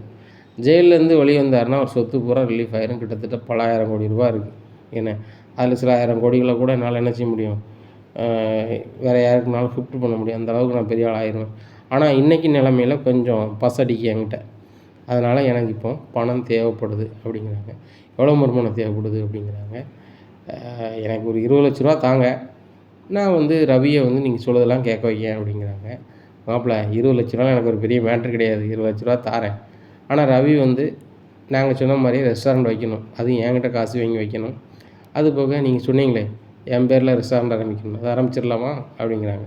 100% ஆரம்பிச்சிருவான், உங்கள் வீட்டோடையும் வந்துடுவான், அதுக்கு நான் பொறுப்பு.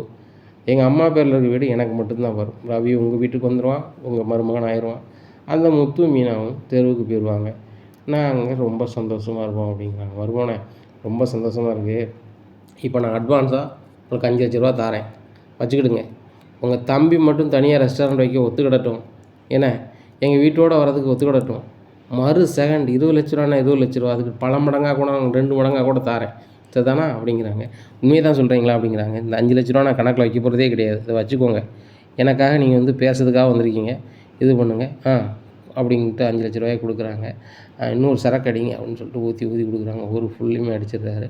அப்புறம் இன்னொரு பாட்டில் எடுக்கிறாரு. இதை வச்சுக்கோங்க வீட்டில் போய் அடிங்க அப்படிங்கிறாங்க. அப்படியா எனக்கா அப்படிங்க உங்களுக்கு தான் அப்படிங்கிறாங்க. ஃபுல் போதையாயிருது. 5,00,000 கையில் வாங்கிக்கிறாரு. வாங்கிட்டு ஃபுல் போதை அப்படிங்கிறாங்க. என்னாச்சு அப்படிங்கிறாங்க. ஒன்றுமில்ல வந்த கதை சக்ஸஸ்ஃபுல். அட்வான்ஸும் 5,00,000 வாங்கிட்டேன். அது போக ஃபாரின் சரக்கு மனசு கேட்கல அடிச்சிட்டேன். இப்போ ஒரு பாட்டில் நிறைய கொண்டு வந்திருக்கேன். இதை நான் வீட்டில் போய் அடிக்க போகிறேன் அப்படின்னு. மனோஜ் உங்களுக்கு அறிவு இல்லையா அப்படிங்கிறாங்க. அங்கிள் என்ன அங்கிள் அப்படிங்கிறாங்க. ஏம்மா நான் வந்து குடிக்க சொல்லலை. உன் மாப்பிள்ளை வந்து ஆசையில் குடிச்சிட்டாப்புல. அது ஒரு வேலை சொன்னார். செஞ்சு கொடுத்தா 20,00,000 தாரேன் அப்படின்னு சொன்னேன். அதுக்கு அட்வான்ஸாக 5 கொடுத்துருக்கேன். நீ பார்த்து கொண்டு போமா அப்படிங்கிறாங்க. சரி அங்கிள் அப்படின்னு சொல்லிட்டு கூப்பிட்டு போகிறாங்க. ஏன் மனோஜ் இவ்வளோ கேவலப்படுத்துகிற? நீ வந்த கதை என்னமோ ஓகே தான். ஆனால் வந்து இப்படி பண்ணிட்டே மனோஜ் அப்படிங்கிறாங்க. ரோகிணி பார்த்தல அப்படி பேசினா தான் அவருக்கு வலிக்கு வருவார். அதான் அவர் மாதிரியே நான் போய் சரக்கடிச்சே பேசினேன் கரெக்டாக வந்துட்டு அப்படிங்கிறாங்க. மனோஜ் இப்போ லம்பாடுதியில் எப்படி போவோம் வீட்டுக்கு அப்படிங்கிறாங்க. ரோகிணி நம்ம கையில் இப்போ ஒரு 5,00,000 இருக்குது. இதை நீ பத்திரமாயி யாரும் ஆட்டையை போட்டுறாம அப்படிங்கிறாங்க. காருக்குள்ளே வைக்காங்க. மனோஜ் எனக்கும் கார் ஓட்ட தெரியாதா அப்படிங்கிறாங்க. கார் ஓட்ட தெரியாதா? அப்போ என்ன செய்கிறது? யாராவது டிரைவர் வர சொல்ல அப்படிங்கிறாங்க. யாரை வர சொல்கிறது அப்படின்னு சொல்லிட்டு முடிக்கிறாங்க. இந்த சூழ்நிலையில் அவங்க ஃப்ரெண்ட்ஸுக்கு ஃபோன் அடிக்கிறாங்க. ரோகிணி ஃபோன் அடித்து ஒரு டிரைவர் வர சொல்லுங்கள் அப்படிங்க. வர சொல்கிற மேடம் ஒரு எக்ஸ்போர்ட் டிரைவர் அப்படிங்கிறாங்க. சரிம்மா வர சொல்லுங்கள் இந்த இடத்துல இருக்கோம் அப்படிங்கிறாங்க. அந்த டிரைவர் யாருக்கு வர சொல்கிறாங்க அப்படின்னா அது முத்தையே வர சொல்கிறாங்க. முத்து வராரு. கார் எங்கனுக்கு அப்படின்னு வரும்போது இந்த இடத்துல இருக்குங்க. அங்கே வராங்க. வாசுதேவன் வீடு. கார் யார் காருன்னு பார்த்தா மனோஜ் கார் மாதிரிலாம் இருக்குன்னு சொல்லிட்டு போகிறாங்க. மனோஜ் ஃபுல் போதையாக இருக்கார். ரோகிணி உட்காந்துருக்குறாங்க. ரோகிணி முத்தை பார்த்தோன்னா திருதுன்னு முழிக்கங்க. மனோஜ் எதுக்குங்க வந்திருக்கான் அப்படிங்கிறாங்க. எனக்கு என்ன தெரியும், இந்த ரோட்டில் வந்தோம் திடீர்னு ஒரு மாதிரி ஆகிட்டு அவருக்கு. அதான் கார் ஓட்ட முடியல, டிரைவர் யாரும் அனுப்புனா உங்களை அனுப்பியிருக்காங்க அப்படிங்கிறாங்க. அப்படியா ஒரு மாதிரி இருக்கானா அப்படின்னு சொல்லிட்டு பக்கத்தில் வந்து பார்க்குறாங்க. ஃபுல் போதையில் இருக்கான் ஒரு மாதிரி இருக்கான்னு சொல்கிறேன் அப்படிங்கிறாங்க. முத்து இதெல்லாம் உங்களுக்கு தேவையில்லாத வேலை, வீட்டுக்கு ஓட்டுங்க அப்படிங்கிறாங்க. இங்கே பாருங்கள், குடிச்சிட்டு இடையில போதையாக இருக்கணுக்கு நான் டிரைவராக வரணும்னு அவசியம் கிடையாது. வேறு யாரும் டிரைவரை வர சொல்லி போங்க அப்படிங்கிறாங்க. முத்து நல்லா இருப்பீங்க, இந்த நேரத்தில் உதவி செய்யுங்க அப்படிங்கிறாங்க. ஏதாவது கார் ஓட்டி கொண்டு வீட்டில் விட்றாங்க. விட்டோன்னா மனோஜ் ஒரு மாதிரி நடந்து போகிறாரு. மனோஜ் என்னடா ஆச்சு இன்னைக்கு கட்டில் காலில் வேறு அடிச்சுட்டு அது எதுவும் ஹைட்டடா அப்படி செப்டிக்கு எதுவும் ஹைட்டடா அப்படி இப்படிங்கிறாங்க. உடனே ஆண்டி ஒன்றுமில்ல நீங்கள்ங்கிறாங்க. ரொம்ப நம்பிக்கிட்டே போகிறாங்க. என்னம்மா ஆச்சு உனக்கு அப்படிங்கிறாங்க. ஒன்றாகலை உங்கள் பையன் பயங்கரமாக குடிச்சிருக்காரு, அந்த லெஃப்ட் கையில் பாருங்கள் அப்படிங்கிறாங்க. ஒரு ஃபுல் சரக்கே பாட்டிலே வச்சுக்கிட்டே என்னடா மனோஜ் இப்படி ஆகிட்ட பகல்லே குடிக்க ஆரம்பிச்சிட்டா அப்படிங்கிறாங்க. உடனே அண்ணாமலை வராங்க. மனோஜ் என்னடா நடக்குது அப்படிங்கிறாங்க. ஒன்றுமில்லப்பா ஃபாரின் சரக்கு பார்க்குறீங்களா அப்படிங்கிறாங்க. செருவு பிஞ்சிரும் அப்படிங்கிறாரு. எப்பா தலைவர் வந்து ஃபுல் போதை, அது போக ஃபுல் புல் வச்சுருக்காரு. தலைவர் கார் எங்கே தரமாக நின்றுச்சுப்பா? அந்த வாசுதேவன் அவர் வீட்டு வாசலில் நின்றுச்சுப்பா அப்படிங்கிறாங்க. கண்ணா நீ எங்கே எதுக்குடா போன அப்படிங்கிற. ஆமாம் கண்ணா எதுக்கு போகிறாங்க, அங்கே வந்து லீலையை காட்டுறதுக்கு போயிருக்காரு அப்படிங்கிறாங்க. நீ எதுக்குடா வாசுதேவன் வீட்டுக்கு போனாங்க அப்படிங்கிறாங்க. அங்கிள் எதனாலும் பிறகு பேசிக்கலாம் அங்கிள், இப்போ அவர் ரொம்ப ஒரு மாதிரி இருக்கார் அப்படின்னு சொல்லிட்டு பெட்டில் படுக்க போட்டுறாங்க. மனோஜ் ரூமில் பயங்கரமாக வாந்தி பயங்கரமாக இது பண்ணுறாங்க. இந்த சூழ்நிலையில் விஜயா சொல்கிறாங்க. முத்து முன்னாடி எங்கடா அப்படிங்கிறாங்க. அப்போ தான் மீனா கொடுத்து வராங்க. என்னங்க என்னாச்சு அப்படிங்கிறாங்க. என்ன எத்த அப்படிங்கிறாங்க. மனோஜ் அங்கே வாந்தி பண்ணிட்டான், நீ போய் வந்து அதை சுத்தம் பண்ணு அப்படிங்கிறாங்க. உடனே மீனா அப்படியே முடிக்கிறாங்க. என்னடி பார்க்குற, அந்த ரூமில் போய் சுத்தம் பண்ணு அப்படிங்கிறாங்க. உடனே முத்து சொல்கிறாரு, என் கண்டவங்களாம் குடிச்சிட்டு வந்து வாந்தி பண்ணுவான், என் முன்னாடி சுத்தம் பண்ணுவாங்களா? சுத்தம் பண்ண வேண்டிய அவசியம் கிடையாது. அவங்க 6 மனைவி இருக்காங்களா, அவங்கள சுத்தம் பண்ண சொல்லுங்கள் அப்படிங்க. நானா அப்படிங்கிறாங்க. நீ இல்லாமல் யார் பண்ணுவா அப்படிங்கிற. நல்லா பண்ண முடியாது அப்படிங்கிறாங்க. என் முன்னாடியும் பண்ண முடியாது அப்படிங்கிறாங்க. இப்போ தாய் நீங்கள் என்ன போய் பண்ணுங்க அப்படிங்கிறாங்க. விஜயா சுத்தம் பண்ணதுக்கு போகிறாங்க. வாந்தி தாங்க முடியல, ஓடி வந்துடுறாங்க விஜயா. இந்த சூழ்நிலையில் ரோகிணி ஹாலிலே உட்காந்துருக்காங்க. உடனே என்ன மேடம் ஹாலிலே உட்காந்துருக்கீங்க அப்படி, ஏன் இஷ்டம் அப்படிங்கிறாங்க. ஏன் அங்கே வாடை பயங்கரமாக இருக்க தான் செய்யும், உங்கள் புருஷனுக்கு வாங்கிட்டு தரேன், நீங்கள் தான் இது பண்ணணும் அப்படிங்கிறாங்க. விஜயா வராங்க. ஏண்டி நீ சுத்தம் பண்ண மாட்டியோ அப்படிங்கிறாங்க. அத்தை நீங்கள் சுத்தம் பண்ண போனீங்களா, பண்ண வேண்டியது தானே, உங்கள் பையனுக்கு பண்ண எனக்கு அவசியம் கிடையாது, வேறு யாருக்கு என்னென்னாலும் பண்ண சொல்லுங்கள், நான் பண்ணுறேன். மனோஜுக்கு நான் ஒரு துரும்பு கூட எடுத்து போட மாட்டேன் அப்படிங்கிறாங்க. மறுநாள் ஆயிடுது. காலையிலே விடிஞ்சோன்னா மனோஜ் ரொம்பவே ஏசுகிறாங்க விஜயா. இப்படி குடிச்சிட்டு வந்து நீ அசிங்கப்படுத்திட்டியடா, நீ தொழில் பண்ணுற அது பண்ணுறேன்னு இந்த வீட்டில் நான் ரொம்ப பெருமையாக பேசி வச்சுருந்தேனடா, இப்படி பண்ணிட்டேடா அப்படிங்கிறாங்க. இல்லைம்மா அப்படின்னு விட்டுருக்காங்க. உடனே அண்ணாமலை வராங்க. மனோஜ் எதுக்கு நீ அந்த வாசுதேவன் வீட்டுக்கு போனேன் அப்படிங்கிறாங்க. அப்பாவுக்கு தெரிஞ்சு போலே அப்படின்னு சொல்லிட்டு, அப்பா இது விஷயம் உங்களுக்கு எப்படிப்பா தெரியும் அப்படிங்கிறாங்க. எப்படி தெரியுமா, அந்த வீட்டு முன்னாடி தான் நீ காரை விட்டு நின்றுருக்க அப்படிங்கிறாங்க. இல்லைப்பா அந்த வழியாக வந்தேன் அப்படிங்கிறாங்க. உன் ஃபர்னிச்சர் கடை இங்கே இருக்குது, நீ வந்து அங்கே நின்றவங்க அப்படிங்கிறாங்க. இல்லைப்பா நான் ஒரு டீலரை பார்க்க போனேன், அப்படி ஒரு மாதிரி ஆச்சு அப்படி நின்ட்டேன் அப்படிங்கிறாங்க. ஒரு மாதிரி ஆகலை, ஃபுல் போதையில் இருந்திருக்கேன். இப்படி போதையில் இருந்து வியாபாரம் பார்த்தா என்னடா ஆக போகுது அப்படி இப்படின்னுட்டு இருக்காங்க. எப்பா நான் ஒரு பெரிய கதை நடக்கிறதுக்கு தான் அப்படி பண்ணேன், இப்போ அதை வரைக்கும் உங்கள்கிட்ட சொல்ல முடியாது, நான் பெரிய கதை நடந்த அப்புறம் உங்கள்கிட்ட சொல்கிறேன்ப்பா அப்படிங்கிறாங்க. உடனே ரோகிணி வராங்க. மனோஜ் எதுவும் சொல்ல வேண்டாம், நீங்கள் ரூமுக்கு வாங்க அப்படிங்கிறாங்க. ஏம்மா நான் கொஞ்சம் அவன்கிட்ட பேசணும் அப்படிங்கிறாங்க. என்ன அப்படிங்கிறாங்க. நான் சொன்ன மாதிரியே புதன்கிழமை கோயிலுக்கு போகணும் சரியா அப்படிங்கிறாங்க. சரி அங்கிள் அப்படிங்கிறாங்க. எப்பா நான் லீவ் போட முடியாது அப்படிங்கிறாரு மனோஜ். எதுக்கு அப்படிங்கிறாங்க. இன்னொரு வேலை இருக்குது, எனக்கு முக்கியமான வேலை அப்படிங்கிறாங்க. டேய் இப்போ பாரு, எல்லோரும் வாரேங்கன்னு சொன்னோன்னே தான் புதன்கிழமை ரெடி பண்ணியிருக்கு அப்படிங்கிறாங்க. இல்லைப்பா நான் யோசிச்சேன்னு சொல்ல முடியும் அப்படிங்கிறாரு. முத்து வராரு. நீ யோசிச்சதில் கிழிச்சதுன்னு போதும், ஒழுங்கு மரியாதையாக வரப்பாரு அப்படிங்கிறாங்க. உடனே சரிப்பா அப்படின்றாரு. புதன்கிழமை காலையில் எல்லாருமே கிளம்புறாங்க. கிளம்பும்போது பாட்டி அங்கே புறப்பட்டு தயார் நிலையில் இருக்காங்க. நேராக குலதெய்வம் கோயிலுக்கு போகிறாங்க. குலதெய்வம் கோயிலுக்கு போகிறாங்க. அங்கே போய்ட்டு நல்லாவே சாமி கும்பிட்றாங்க. கும்பிடும்போது அண்ணாமலை சொல்கிறாங்க, நான் ஒரு வேண்டுதல் வச்சுருக்கேன்னு சொன்னோம்ல அப்படிங்கிற. ஆமாம் அப்படிங்கிறாங்க. மடியேந்தி பிச்சை எடுக்கிறது தான். எனக்கு குழந்த வரம் வேணும்னு சொல்லி முன்னோர்கள் வந்து பெரியவங்ககிட்ட வந்து மடியேந்தி பிச்சை எடுப்பாங்க. நிறைய பேருக்கு நன்மை நடந்திருக்குன்னு சொல்லுவாங்க. நானும் அதை என் மக்கமாறு செய்யணும், குறிப்பாக விஜயாவும் நானும் செய்யணும் அப்படிங்கிறாங்க அண்ணாமலை. இதை கேட்ட முத்து, எப்பா நீங்கள் எதுக்குப்பா எடுக்கணும் அப்படிங்கிறாங்க. இல்லை எங்களுக்கு குழந்தை வேணும்னு சொல்லி நான் மடியேந்தி பிச்சை எடுக்கல, ஆனால் என் பேரன் பேத்தியில் வரணும்னு சொல்லி நான் மடியேந்தி பிச்சை எடுக்க போகிறேன் அப்படின்னு சொல்லிட்டு அண்ணாமலையும் பிச்சை எடுக்க போகிறாரு. விஜயா சொல்கிறாங்க, ஏங்க நான் எடுக்கவே மாட்டேன் அப்படிங்கிறாங்க. நீ எடுக்காட்ட போ, நீ எடுத்தால் உனக்கு பேரன் பேத்தி கிடைக்கும், இல்லைன்னா கிடைக்காது அப்படிங்கிறாங்க. சரிங்க நானும் வரேன் அப்படின்னு சொல்லிட்டு மடியேந்தி பிச்சை எடுக்கிறாங்க. இதை பார்த்தோன்னே ரவி, ஸ்ருதி, முத்து, மீனா, மனோஜ், ரோஹிணி எல்லாருக்குமே மனசுக்கு ரொம்ப கஷ்டமாக இருக்குது. ஒரு குழந்தையோட முக்கியத்துவம், ஒரு வாரிசோட முக்கியத்துவம் எவ்வளோன்னு சொல்லிட்டு அப்பா ஒரு உணர்த்திட்டாரு அப்படின்னு சொல்லிட்டு முடிச்சிட்ருக்காங்க. அப்போ பாட்டி வராங்க. டேய் பார்த்தியாடா, உங்களுக்காக என் பையன் இருக்கான், நீங்கள் சீக்கிரம் அதுக்குள்ள முயற்சிகளை பண்ணணும்டா அப்படி இப்படின்னுட்டு இருக்காங்க.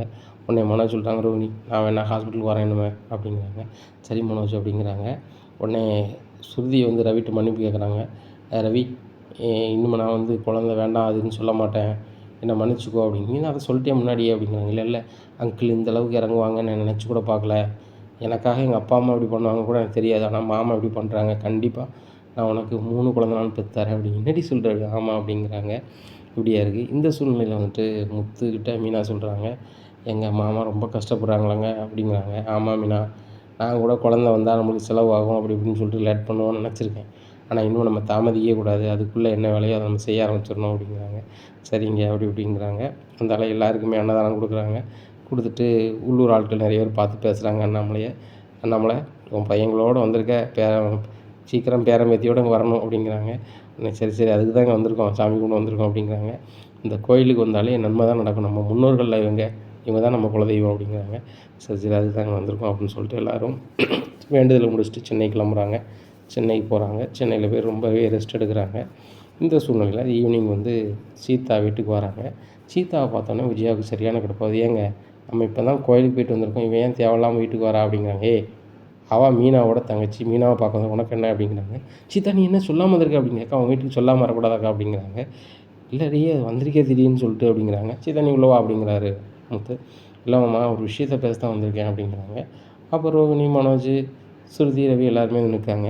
என்ன சொல்ல போகிற அப்படிங்கிறாங்க. மாமா இதை பாருங்கள் அப்படின்னு சொல்லிட்டு முத்துட்ட கொடுக்குறாங்க. உடனே முத்து இதை பார்த்துட்டு எனக்கு ஒன்றும் தெரியலையம்மா, இங்கிலீஷில் அம்மா போட்டிருக்கு அப்படிங்கிறாங்க. டேய் நீ என்னடா படிச்சிருக்க, உனக்கு என்னடா இங்கிலீஷ் தெரியும் என்னடா அப்படின்னு சொல்லிட்டு மனோஜ் வாங்கி பார்க்குறாரு அந்த ரிப்போர்ட்டை பார்த்தோன்னே ரொம்பவே ஷாக் ஆகி கண்ணாடியை கிளத்திக்கிட்டு அப்படியே அழுறாரு. இதை பார்த்தோன்னே டே கண்ணா என்னடாச்சு, டே கண்ணா என்னாச்சு அப்படிங்கிறாங்க விஜயா. ஏம்மா இது ரோஹினியோட மெடிக்கல் ரிப்போர்ட்டுமா அப்படிங்கிறாங்க. என்னடா ரோஹினியோட மெடிக்கல் ரிப்போர்ட்டா அப்படிங்கிறாங்க. ஆமாம்மா ஏற்கனவே ரோஹினிக்கு குழந்தை பிறந்திருக்கு, 2வது குழந்தைக்கு செக் பண்ண போகிறோன்னு சொல்லி ரிப்போர்ட் இருக்கும் அப்படிங்கிறாங்க. இதை கேட்ட விஜயா ரொம்பவே ஷாக்காகிறாங்க. எப்படிரா அவளுக்கு தான் குழந்தையே இல்லையடா, எப்படிரா அவளுக்கு வந்து 2வது குழந்தைக்கு அவள் மெடிக்கல் செப்புக்கு போவா அப்படிங்கிறாங்க. ஏம்மா ரிப்போர்ட்டில் அப்படி தான் இருக்குது அப்படிங்கிறாங்க. டேய் இவன் ஏதாண்டா என்னமோ ஒரு ஆஸ்பத்திரியில் சேர்ந்துருக்கான்னு சொல்லிட்டு அதை குழப்பத்துக்கு தாண்டா வந்திருக்கா அப்படிங்கிறாங்க. உடனே இவங்க சொல்கிறாங்க, சீதா சொல்கிறாங்க, அத்தை நீங்கள் அப்படிலாம் நினைக்க வேண்டாம், மெடிக்கல் ரிப்போர்ட்டோட அசல் தான் இது, இதை விட்டுட்டு வந்துட்டாங்க ஹாஸ்பிட்டலில், இதை நான் நல்லாவே படித்து பார்த்தேன், ஏன்னா இது வந்து ரோஹிணி அவங்களோட ரிப்போர்ட்டு தான், ஏற்கனவே அவங்களுக்கு குழந்தை பிறந்திருக்கு, 2வது குழந்தை எனக்கு பிறக்கணும்னு சொல்லி தான் அது ரிப்போர்ட்டில் வந்து அவங்களே கைப்பற்றி எழுதியிருக்காங்க பாருங்கள் அப்படிங்கிறாங்க. உடனே என்னடி குழப்பிகிட்ருக்க அப்படிங்கிறாங்க மீனாவோட தங்கச்சிக்கிட்ட விஜயா.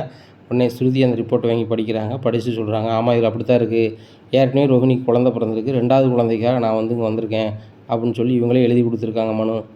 அதுபோக ஏற்கனவே அவங்க வந்து குழந்த பிறந்த ரிப்போர்ட்டும் 2வதா செக் பண்ண போன ரிப்போர்ட்டும் இதில் இருக்குது அப்படிங்கிறாங்க. இதை கேட்ட விஜயா ரொம்பவே ஷாக் ஆகுறாங்க. இனி என்ன நடக்கும் அப்படிங்கிறத பொறுத்து வந்து பார்க்கலாம்.